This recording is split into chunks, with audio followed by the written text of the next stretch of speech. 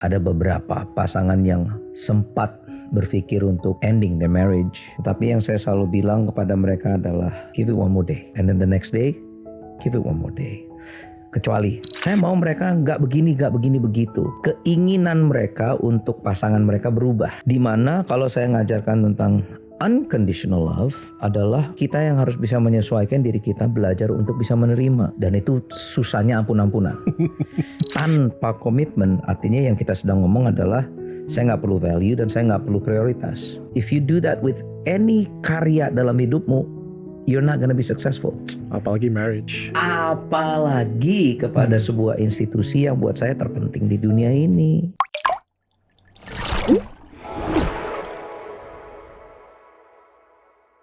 Selamat datang kembali di Wellspring Conversation bersama saya Dr. Sandy Oni. Dan sekali lagi kami ada guest yang sangat istimewa. Guest dan tamu pada hari ini is somebody yang saya sangat kagumi. Seseorang yang telah menjadi mentor dalam kehidupan saya. You were there at my wedding. That's true. You blessed us. It was a juga. wonderful event. Yeah. Pada hari ini kami ada bersama Kak Sydney Mohede. Yay! Thank you for having me. Thank you for taking time. I know you're very busy. Jadi untuk ada waktu kita ngobrol hari ini is really precious. It's such a big blessing. Thank you. Tapi disclaimer dulu kali ya. Disclaimer bahwa saya selama ini agak bukannya takut ya, tapi sungkan untuk podcast. Nggak tahu kenapa. Setiap kali diundang untuk ngisi podcast, I always decline. Nggak tahu kenapa. But karena you ask, karena kamu yang minta, jadi saya bilang nggak mungkin lah saya nolak lah ya.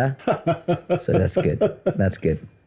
And I'm glad because memang dalam kehidupan, I mean we've known each other for years. True. Gitu. And Yeah, I've lama. seen the impact of your life. I've seen the fruit of it. Jadi saya sangat excited to be able to show semuanya yang nonton like what I learned from Kak Sydney gitu. Wow.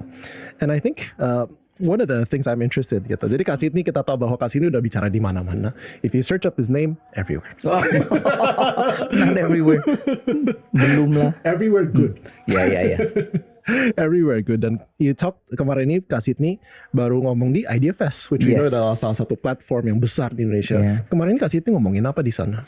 Jadi saya diminta waktu itu nama talknya adalah crafting your niche in the music industry. That's the big title, crafting your niche dalam music industry. Cuman I tweaked it. Jadi waktu saya berbicara itu saya ganti titlenya menjadi crafting your niche in any industry.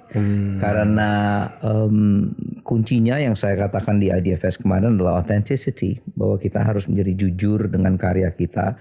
Jujur dengan diri kita sendiri, dengan jati diri kita sendiri. Sehingga kita bisa menciptakan atau exist dalam industri apapun. Itu dalam dunia kreatif kayak kita mau dalam perfilman, musik seperti yang saya lakukan. Or anything else. Selama kita tahu siapa diri kita, selama kita sangat mengenal diri kita, pasti karya yang kita keluarkan akan jujur. Dan itu akan mempunyai impact yang lama. Karena Idea Fest waktu itu nanyanya, kenapa saya ada di jalur rohani, musik rohani itu selama 30 tahun lebih. Kok bisa gitu loh. And why did I choose to stay in that niche industry gitu kan ya. Dan satu-satunya yang saya bilang jawaban terbaik yang bisa saya berikan adalah because it's who I am. It's saya tidak bisa menjadi orang lain. Saya tidak mau melakukan hal yang di luar daripada jati diri saya. And so yeah, that was the whole talk. I think that's beautiful. Dan being true to who you are, the authenticity of it. And as a side note, it's funny you said jujur, karena itu adalah judul salah satu lagu penulisan Kak Sydney. Jujur, atau kalau ejaan Indonesia lama yuyur. Iya bener. Iya kan? Bener, dan Indah gitu yuyur. Yeah, yuyur. But yeah, I mean, I think authenticity, especially in this day and age, apalagi juga di generasi ini, itu yang benar-benar dicari oleh banyak orang. Just kita menjadi diri kita sendiri, tetapi itu tidak bisa lari daripada kita mengenal pencipta kita. Karena if we wanna know diri kita ini siapa, kita pun harus bisa mengenal dengan sang pencipta. And waktu saya ngajarkan itu di Idea Fest, mereka juga yang kayak oh iya benar juga ya gitu. Kak Sydney berani juga membawa unsur pencipta dan Tuhan dalam platform yang bisa dibilang cukup sekuler. Ya, bukan cukup sekuler, emang sekuler banget sih ya. I think balik lagi karena saya nggak pernah mau menjadi orang lain. So interestingly enough, waktu di IDFS saya lihat ke belakang, saya diintroduce-nya itu awalnya saya pikir saya akan diintroduce-nya sebagai Sydney Mohede penulis lagu atau produser atau penyanyi. Tapi waktu saya lihat di belakang Sydney Mohede pendeta, jadi ditulisnya pastor of JPCC, gereja di mana saya melayani. Dari situ saya lihat bahwa I can just be myself. Saya bisa ada di situ sebagai seorang pendeta atau hamba Tuhan dan berbicara tentang topik ini dari kacamata juga yang seorang hamba Tuhan. I think that's fantastic, dan being yourself. Dan menarik sekali tadi Kak Sydney bilang bahwa ini bukan cuma in the music industry, tapi in any industry. Any industry. Karena we know recently Kak Sydney bukan cuman creative in terms of music, but we know udah masuk dunia perfilman juga. Can you tell us a bit more? Well, one of the 3 points yang saya bagikan di Idea Fest kemarin itu cuma 3. Number 1, stay committed. Number 2, stay consistent. And number 3, stay curious. 3 C's. For me, that's if you wanna be authentic, itu the 3 C's yang saya selalu pegang. What was it again? Stay committed, stay consistent, and stay curious. 3C. What's the difference between consistency and commitment?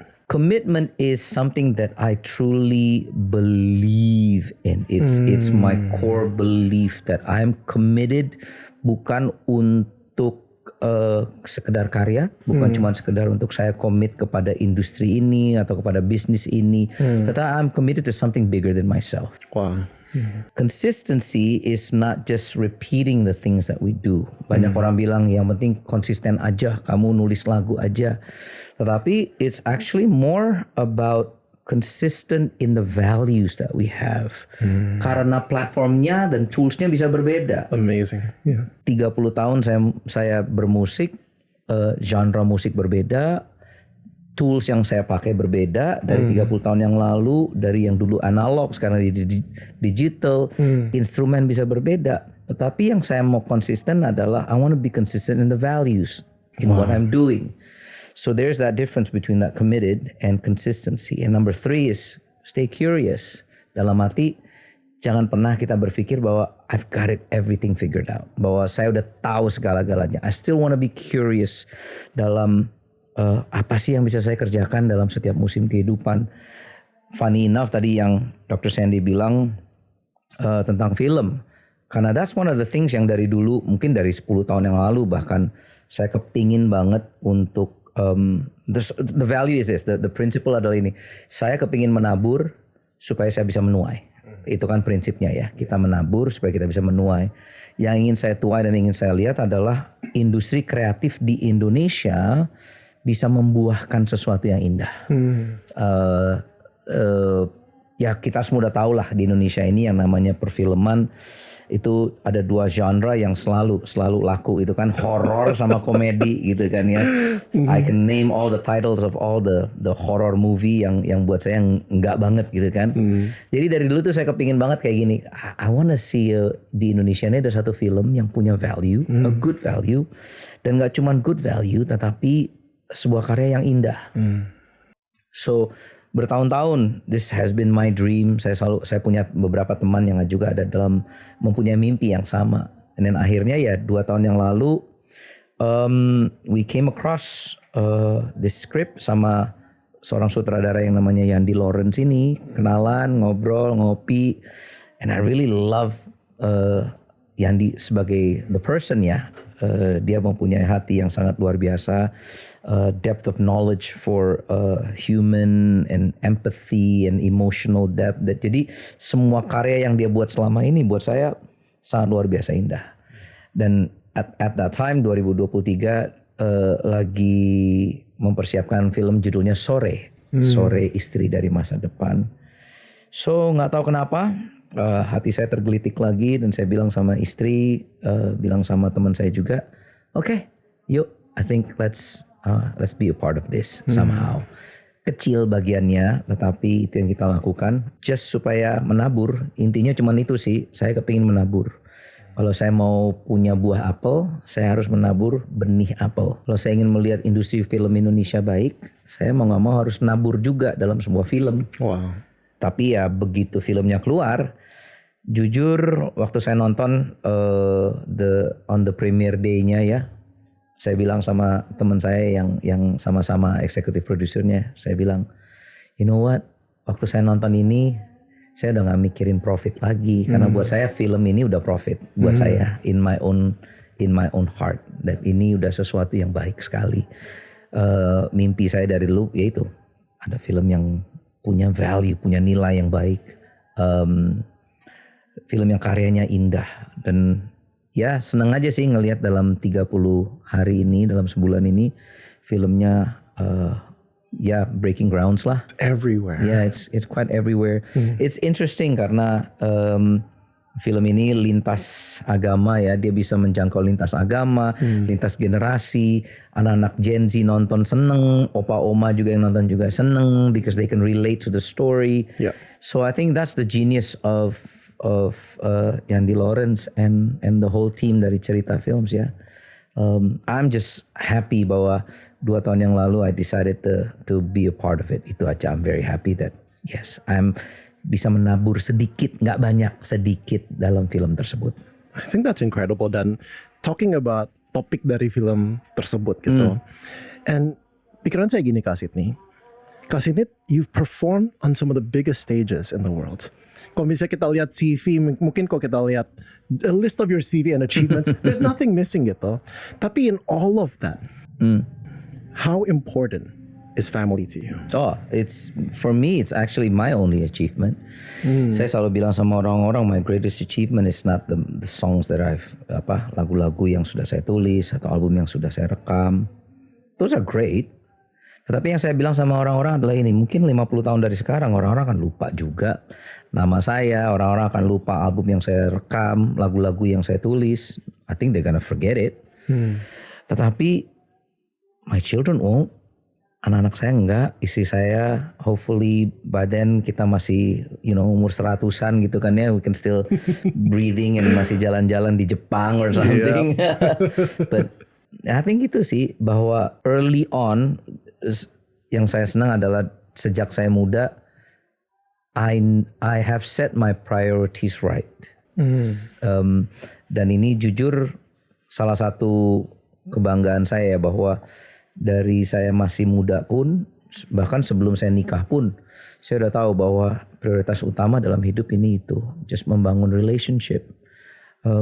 Lagu, bikin album, konser, touring dan lain sebagainya penting, tapi ya jujur nggak penting-penting amat sih gitu. So the biggest achievement is always family. It's always my wife, my 3 children.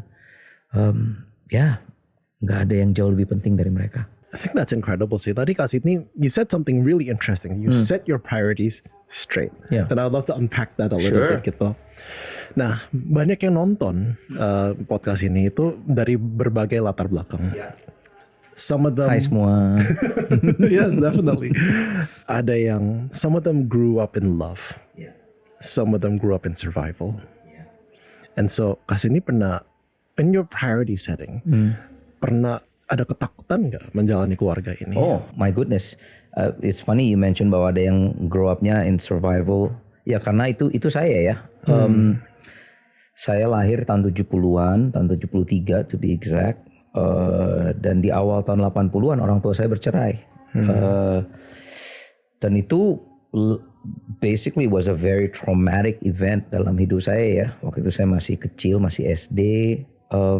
Dan tahun 80-an yang namanya perceraian di Indonesia itu sama sekali tidak common, nggak banyak. Saya ingat banget di sekolah saya itu cuman saya sama kakak saya yang punya orang tua sudah bercerai. Everybody else are still intact. So one of the reasons kenapa kami pindah ke Amerika Serikat di umur saya yang masih kecil waktu itu, karena mama saya juga bilang let's start a new life. Mama nggak tahan dengan kehidupan di Indonesia yang diomongin orang kiri kanan gitu kan ya. So move to America. Saya masih kelas 5 SD. Learn to survive di sana. Nggak bisa bahasa Inggris. Imigrasi di Amerika nggak seperti hari ini. So when you say survival mode, I think saya dibesarkan dengan itu. I grew up in a place, in a family yang tidak punya sosok ayah sama sekali. Saya nggak pernah ngelihat pernikahan yang sehat itu seperti apa. Saya nggak pernah ngelihat seorang ayah role-nya itu apa, karena waktu saya di Amerika, of course I didn't have any father, and that's how I grew up. Sampai saya berjumpa dengan pribadi yang namanya Yesus, dan saya menjadi orang Kristen di umur 17 tahun. During that time, dari sejak saya masih kecil SD sampai saya menjadi pengikut Kristus, ya, that was the time when I think my life was really upside down. It was really upside down. Sejak saya kenal pribadi Tuhan dengan juga membaca firman Tuhan, it really changed my life. Bener-bener. Wow, that's incredible. Dan itu yang memberikan kasih ini keberanian to think that it can be better. Yes. Saya punya banyak teman-teman yang seumuran dengan saya, 50-an. Sekarang saya udah 52. Dan mereka selalu suka ngomongnya gini. Kayak mereka bilang bahwa mereka cemburu dengan my relationship with my family, with my children. Dan selalu mereka bertanya, kok bisa sih? Kok bisa? Lu kan grow up tanpa ayah. So how did you learn it? Lu belajarnya dari mana gitu? Kamu bisa belajar untuk menjadi seorang ayah yang baik dari mana? Karena jujur saya juga gak pernah tahu bagaimana ya menjadi seorang ayah yang baik ya. I mean I read books, ada buku lah segala macam. Cuman kalau dipikir-pikir, waktu itu saya cuma bilang sama mereka, I think I learned everything about parenting atau about menjadi seorang bapak yang baik. Dari Alkitab, mau dari mana lagi? Karena meskipun di dunia ini saya nggak punya contoh, saya nggak punya role model, nggak punya teladan. Sosok seorang ayah tuh kayak gimana sih kalau di rumah? Tetapi when I was growing up dari umur 17 tahun ke atas, saya sangat mengerti bahwa ada seorang bapak yang mengasihi kita unconditionally. Dan itu apa ya, it really change a lot of the rewiring in my head tentang kalau kita berkeluarga tuh harus A, B, C, D gitu kan. Because at the end of the day, saya ngerti bahwa if you can understand that, the love of God in our lives, bahwa kita mempunyai seorang pencipta yang sangat amat mengasihi kita sedemikian rupa. Yeah, it changed my outlook on relationship, on marriage, on being a father. You said something interesting, yaitu kata-kata unconditional love. Dan mungkin bagi banyak orang ini suatu yang susah ditelan. The concept of unconditional love, that seems awalnya ridiculous gitu. Can you unpack that? What does that mean? Gitu. Saya juga counseling banyak orang-orang yang mau menikah ataupun sudah menikah. Dan kebanyakan obrolan kita itu selalu tentang komunikasi, tentang tension dalam relationship mereka. Dan hampir semua tension mereka itu disebabkan keinginan mereka untuk pasangan mereka berubah. That's always the tension in marriage, yang kalau saya belajar counseling dan ngobrol dengan begitu banyak pasangan demi pasangan, it always starts with the thought that, ya pastor saya mau, mereka panggil saya pastor, ya pastor saya mau mereka berubah, saya mau mereka gak begini begitu.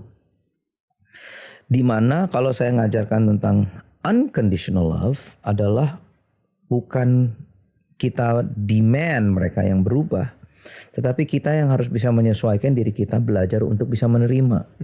Oh, that's tough. Dan itu susahnya ampun-ampunan. Saya sudah menikah 21 tahun ini, 21 tahun, 21 years with my wife. We got married in 2004. Dan kita berdua, my wife if you're watching this, dia tahu pasti bahwa kita berdua tuh sangat amat opposite. Dia orangnya yang bubbly, extrovert. Saya orangnya yang jauh lebih introvert dan jauh lebih senangnya cuma di rumah. Dia orangnya lebih loud, saya orangnya yang jauh lebih kalem. So in a lot of ways, our own personalities itu benar-benar kayak langit dan bumi.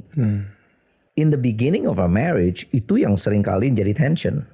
Kayak, ya aku mau ya aku mau kamu berubah gitu. Aku mau kamu bisa nggak ngomongnya nggak sekenceng itu. My wife orang Manado. Nah orang Manado itu kalau misalnya 1 sampai 10 tuh paling kenceng ngomongnya. Orang Manado tuh biasanya 12 atau 13 gitu kan ya. Orang Manado kan kenceng aja gitu kan ya. Jadi kadang-kadang gitu. I remember, and I say this all the time, so everybody already knows the story. Aku pernah bilang sama my wife gitu kan, kalau ngomong jangan marah dong. Gitu. Aku nggak marah gitu kan. Ya, tapi kan nadanya itu marah gitu kan ya. Cuman emang that's the way she is. To the point where one day, and ini funny karena ini ada satu suara kecil di kepalaku yang ngomong begini. Tiba-tiba ada pertanyaan gini. Waktu kamu pacaran sama dia orang apa? Kepalaku ini cuma di kepala, it's just my voice aja. Orang Manado. Habis kamu nikah sama dia berubah jadi orang apa? Enggak, orang Manado juga. Terus kenapa kamu minta dia jadi orang Solo gitu kan ya? It's just that little thought kayak cuman it just click kayak iya ya, kenapa aku minta dia berubah ya?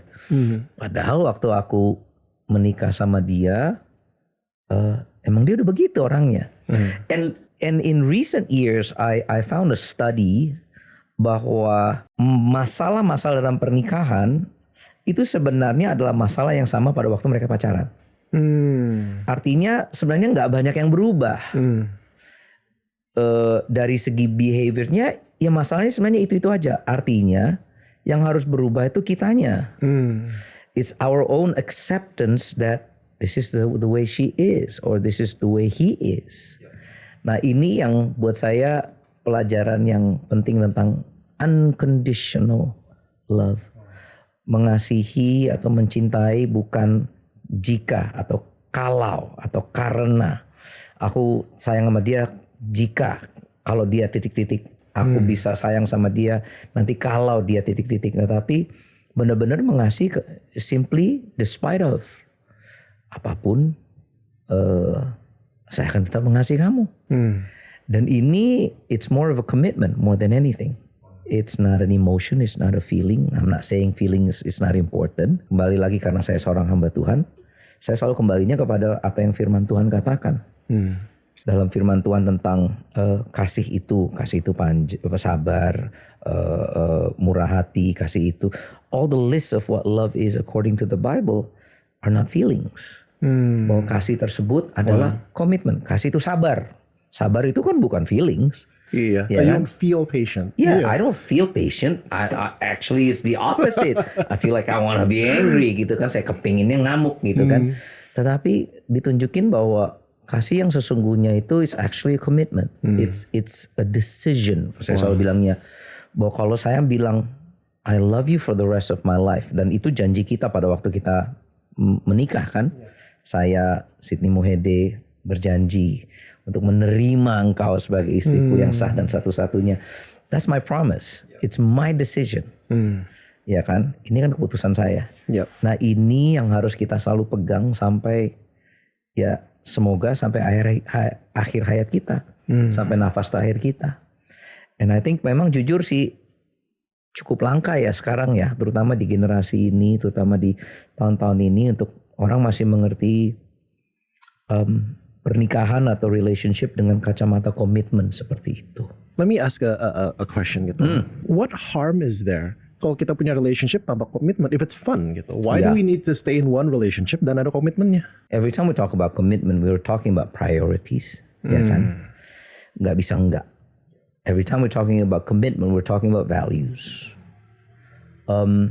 Jika kita bilang ya saya mau ngerjain ini atau ada dalam hubungan ini tanpa komitmen, artinya yang kita sedang ngomong adalah saya nggak perlu value dan saya nggak perlu prioritas. Dan itu it can last mungkin beberapa saat, but it's not sustainable.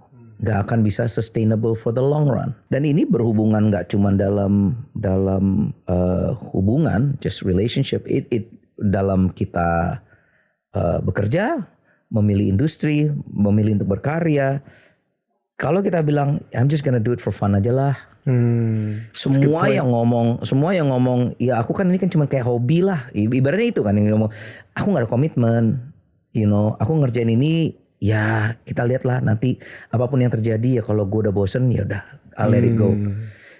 Percayalah sebagai orang kreatif yang sudah melakukan ini dalam 30 tahun, if you do that with any karya dalam hidupmu, you're not gonna be successful. Apalagi marriage. Apalagi kepada sebuah institusi yang buat saya terpenting di dunia ini. Ya kan? So if I say to if ada orang yang misalnya datang kepada saya, saya mau nyanyi, cuman we'll see ya, saya nggak ada komitmennya, nanti kita lihatlah, kalau berhasil ya berhasil, kalau nggak, percayalah, saya udah tahu bahwa this person will not have a career in whatever she or she chooses. Apalagi itu dengan sebuah pernikahan. Which is harder. Yeah. Much harder. Karena itu bukan cuma sekedar pekerjaan ya, tetapi the dynamic of fitting dua orang untuk bisa menjadi satu, ya kan? Balik lagi ke dalam firman Tuhan mengatakan dua menjadi satu. It's not half plus half equals one. Kalau di dalam kitab suci tidak diajarkan bahwa, kalau dunia kan bilangnya gitu, you complete me gitu kan, kalau katanya Tom Cruise gitu kan, without you I am nothing gitu, atau separuh nafasku engkau lagi. In dalam Alkitab diajarinnya bahwa dua jadi satu tambah satu menjadi satu. It takes a whole person, it takes whole, nggak bisa setengah atau 75%, but 100% tambah 100% menjadi 100%. And that's hard. Dua orang yang sudah terbentuk, dua orang yang sudah mempunyai, yaitu saya bilang, me and my wife are so different. Tetapi we can make it work. Why? Because we're committed. Kita mempunyai komitmen bukan untuk survive, tetapi malah komitmennya untuk thrive. Untuk benar-benar kita bisa bertumbuh dan flourish, berkembang dan bermekaran gitu kan, kalau katanya bara suara. And that's the thing that we need to do. Once you understand it, I think then marriage itu sesuatu yang sangat menyenangkan. Tapi banyak orang will not put in the commitment to sampai ke titik itu. Aku ada pertanyaan yang lanjut nih Kak. And this is a heavy one. Yeah. Of course. Jadi kita lagi di Wellspring Clinic nih. We're actually in the family room. Kita rekaman hari ini. These walls have heard some horrible things. Di dalam ruangan ini kita mendengar hal-hal yang begitu mengenaskan. Gitu.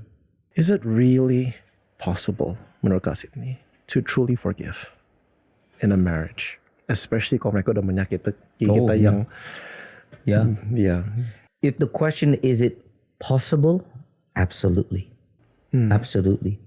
Because I've seen it. I've seen how the power of forgiveness, kuasa daripada pengampunan itu bekerja dalam beberapa pernikahan yang saya tahu, di mana mereka yang sudah dilukai, disakiti, tetapi mereka memilih. I think that's the key word ya. Mereka memilih. It's a choice at the end of the day untuk benar-benar mengampuni. Jadi kalau pertanyaannya cuma is it possible? Absolutely is possible. Is it easy? Gak sama sekali. I see this gak cuma sekedar dalam pernikahan. I see this dalam hubungan orang tua dengan anak. Anak dengan orang tua. Letting go of the past trauma. The past hurts. I'm sure you know a lot about this. You're the psychologist, not me. Tetapi sebagai hamba Tuhan, yaitu saya counseling begitu banyak orang. Yang sebenarnya tugas kita atau kerjaan kita saya agak mirip-mirip sih ya.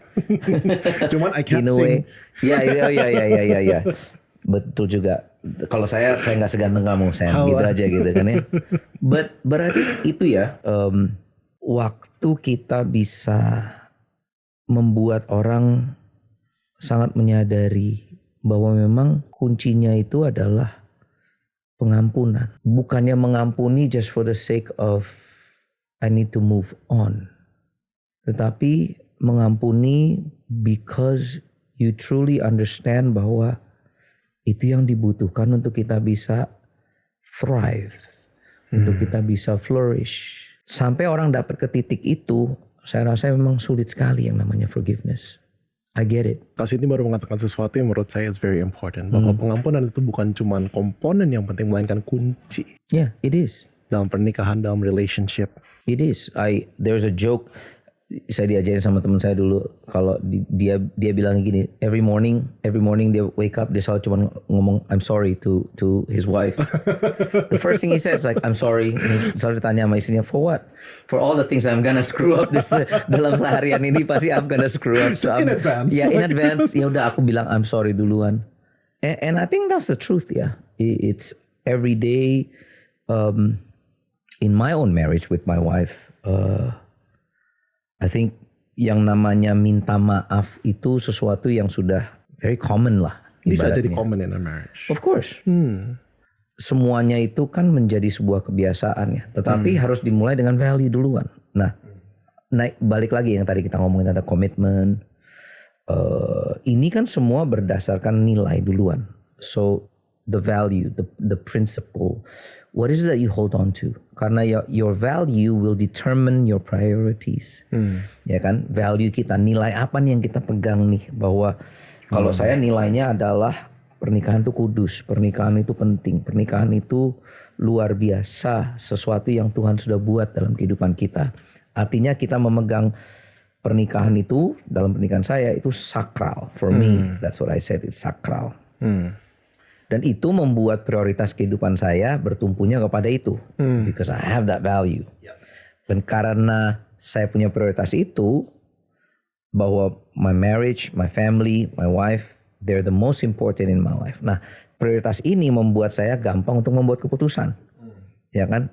Any other decision making selalu dibalik dari prioritas saya apa, nilai saya apa. Tindakan saya mengambil keputusan itu yang menjadi habit. Okay. Ya kan? Based on the values. Based on the value, based on the priorities. I know what to say. I know apa yang saya bilang tidak. I know apa yang saya bisa bilang iya. The yes and no's. Dan lebih sering kita lakukan itu, it becomes a habit. When it comes to, let's say, like you said, asking for forgiveness. Karena saya tahu pernikahan saya adalah prioritas dan sakral, itu value-nya, membuat saya menjadi sebuah kebiasaan bahwa hey, me saying I'm sorry itu bukan sesuatu yang memalukan. Karena ini menunjukkan tindakan saya, my own habit dari prioritas dan juga dari nilai. So, of course it's possible selama kita sangat mengerti tujuannya apa. I think that's incredible sih. Dan kemarin nih beberapa minggu lalu saya mendengar satu quote yang tiba-tiba keinget gitu. Dimana we don't try to be good, we train. We train. We train to be good. Everything we do is training. Dalam arti makanya tadi saya bilang 3C itu yang terakhir adalah stay curious. Bahwa saya nggak akan pernah ada dalam suatu musim hidup saya yang saya berkata, that's it, I graduated, saya udah tahu segala-galanya. No, I'm in the process of training. I'm in the process of training in every single season. Contoh tadi off camera, you ask me how does it feel punya anak-anak sekarang yang udah kuliahnya pun juga di luar negeri. Jadi kita udah nggak ketemu. Well, I'm still in that process of training. Ya kan, bahwa ini just a different season of my life sebagai seorang ayah sama istri saya, bahwa ya udah kita train aja. Emang sulit, ya kan, anak kita nggak ada di rumah, but it's not impossible, dan it's not the end of the world. Life goes on, dan kita harus training aja terus, stay curious in. So what can we do now in this season of life? What can we do? That's incredible sih. Nah, banyak yang nonton itu mungkin dalam proses pacaran atau persiapan pernikahan gitu. Something yang Kak Sydney katakan makes me a little bit curious. Tadi Kak Sydney ngatakan, and I've seen this gitu, bahwa Kak Sydney banyak counseling orang yang sudah menikah ataupun yang lagi mau menikah. Lagi mau menikah. Lah, kok aneh kok? Kenapa sebelum menikah butuh counseling? Ya, balik lagi tadi yang kalau kita ngobrol soal training, saya selalu bilang bahwa satu-satunya institusi yang di dunia ini yang tidak perlu ada training itu sebenarnya cuma marriage, seringkali yang saya lihat. Untuk nyetir aja, untuk kamu punya driver license aja, you need some training, you need some tests. Tetapi nikah, kebanyakan orang cuman yang penting ya udahlah, ada surat pernikahan, ada pestanya, that's it, bye bye gitu kan, enjoy. So yang namanya persiapan itu sesuatu yang buat kami, terutama di gereja kami ya, itu sangat luar biasa penting. Minimal ini yang saya selalu coba lakukan untuk the young couples, bahwa apa yang saya sudah lalui selama 21 tahun ini bisa menjadi rambu-rambu, is like signpost. Untuk kalian bisa ngelihat, oh ternyata minimal ini, ternyata masalah ini I'm not the only one. Itu paling minimal, bahwa kita persiapkan kalian bahwa ya kak kita gini, kita punya masalah ini, wah gini. Dan I would tell them, hey masalah itu dihadapi oleh 1,000 couples yang lain yang sudah saya ngobrol sama mereka, ternyata sama juga, kondisinya aja yang beda-beda. Dari situ aja membuat mereka udah menjadi suatu kayak, oh ternyata we're not the only one yang punya masalah komunikasi atau masalah komitmen atau whatever. So ya itu penting banget sih ya, mempersiapkan mereka untuk melihat bahwa nggak semuanya harus menjadi battle, ya kan, nggak harus semuanya menjadi sebuah peperangan. Nggak semuanya harus mencari solusi. Kayak we always tell them, sometimes it's just a tension to manage, not a problem to solve. Karena terutama buat yang masih muda-muda ya, tiap kali mereka ada konflik atau tension, buat mereka kayak ini masalah besar. No. Ini bukan masalah, ini adalah tension yang harus kamu belajar untuk manage. And as ya kayak sekarang saya 21 tahun menikah dengan istri, hal-hal yang dulu kita anggap besar, sekarang ternyata ngapain ya dulu kita berantem tentang ini ya. Itu kan itu I'm sure you know what I'm talking about. Dan saya yang udah nikah lama juga pasti sadar ini, bahwa kadang-kala kita melihatnya dari kacamata yang berbeda, dan butuh orang-orang seperti kami yang tanda kutip punya pengalaman, yang punya flying time lah, ibaratnya waktu terbang, jam terbang yang lebih lama, yang mungkin bisa nunjukin kepada teman-teman yang masih muda-muda, watch out for this, watch out for this. I love kerendahan hati Kak Sydney dan teman-teman lainnya yang juga ambil bagian dalam konseling pranikah ini. Karena budaya kita itu kan benar-benar, oh kita jangan buka aib. Tapi malah Kak Sydney dan teman-teman membuka aib untuk kepentingan orang lain. Untuk supaya mereka gak usah ngalamin yang sama. Itu budaya Indonesia yang sampai hari ini saya bilang saya ingin basmi. Itu sebenarnya budaya sungkan. Itu kayak saya selalu bilang jangan sungkan. It's good in a way, kita respect and honor. Tetapi kalau kita sampai sungkan untuk ngomong atau membuka hati, for me that's actually a lot of the issues yang terjadi dalam beberapa pasangan yang saya kenal adalah itu. Mereka nggak enak. Mereka nggak enak untuk kasih tahu orang. Mereka nggak enak untuk minta counseling atau minta bantuan. So ini yang saya selalu bilang sama teman-teman, hey, I'm always open untuk kalian ngomong anytime. Jangan tunggu sampai terlambat, jangan tunggu sampai udah bomnya udah mau pecah baru diomongin. And I think that's the thing why I love being in a church ya, dalam sebuah gereja, karena itu yang selalu kita bilang, kalian butuh komunitas. Marriage is hard enough to do if you're doing it by yourself. So you need other people. Kita perlu dikelilingi sama orang-orang yang minimal sudah menjalaninya atau mengerti apa yang teman-teman lakukan atau sedang alami. I think that's wonderful sih, dan saya adalah satu recipient dari the joys of having community such as yourself gitu, people that I can turn to for advice. We have coffee all the time. Itu yang saya seneng. Dan nggak harus selalu semuanya dalam konteks harus counseling ya. Yang saya seneng adalah kalau kita punya komunitas, ngajak ngopi, ya kadang-kadang cuma ngobrol-ngobrol aja over coffee, udah bisa membuka kayak ada satu wawasan yang baru, or even mereka cuma ngomong, keluarin aja sesuatu yang ada di unek-unek mereka, and they just feel better after they let it out. It's always nice to have fun. Kayak terakhir kali kita ketemu, aku muncul tiba-tiba kacamataku bolong satu. Oh iya. I remember that. Jadi waktu itu ceritanya aku keluar mobil, terus datang ketemu Kak Sydney, ini kacanya hilang satu. Hilang satu doang. Aku pikir kayak, wih ini nih gaya baru nih, tren baru nih kayaknya nih kan. Iya, namanya itu kejeduk mobil. That's really good. And honestly, we could spend so long talking, but we have a limited time gitu today. Mau tanya Kak Sydney, bagi penonton yang mungkin is not sure about their marriage, yang mungkin struggle, yang mungkin ngerasa, okay, I cannot save this, there's no hope in this. What can you say to them? Wow, saya berjumpa dengan banyak, yang nggak bilang banyak juga, ada beberapa pasangan yang sempat berpikir untuk ending their marriage. Tetapi yang saya selalu bilang kepada mereka adalah give it one more day. Give it one more day. And then the next day, give it one more day. Kecuali ini kalau udah ngomonginnya yang sesuatu yang violence dan lain sebagainya, mungkin itu kasus yang berbeda ya. Again, every case is different. Tapi kadang-kala ya itu yang saya bilang, seringkali proximity effect kita terutama dalam pernikahan karena kita dua menjadi satu sehingga kita melihat pasangan kita tuh sangat dekat ya. Sehingga masalah yang kita lihat menjadi sangat luar biasa enlarge. Padahal kalau kita bisa izinkan ada orang-orang yang mungkin bisa memberikan perspektif yang berbeda. Mereka akan bilang bahwa sebenarnya this is sesuatu yang masih bisa kita selesaikan dengan baik. Unconditional love, forgiveness. I'm a firm believer. Saya orang yang sangat-sangat amat percaya dengan hal-hal tersebut.